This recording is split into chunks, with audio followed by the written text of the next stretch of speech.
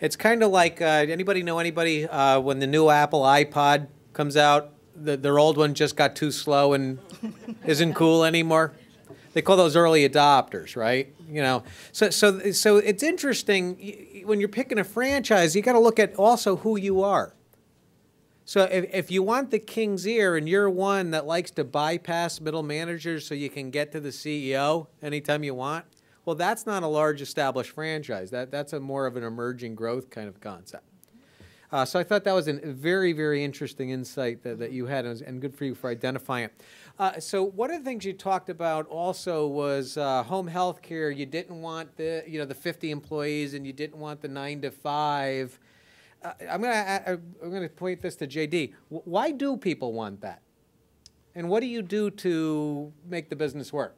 You know, I think that's it's a certain stereotype in that people try and portray these people as, you know, like completely unreliable folks. You know, the folks that we use typically are what are called certified nursing assistants. So they do have a certain amount of training, 10 weeks training, and they have to maintain a license. So yes, is it ever going to happen? Unfortunately, it is going to happen where someone is not going to show up. But that's why we've taken a lot of steps to preventive measures. That's why we screen so hard. We have in-person interviews. We do background checks. We do reference checks.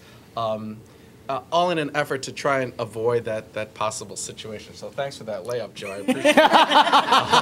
Because also that's why we have telephony, so people actually have to call in, so we know when people are calling in and if they're not there. So I appreciate that. But, thank you for recognizing it was a softball Thanks, that I loved your way. Okay. Totally got it right there. So I appreciate it. That's what makes us different from some of the other.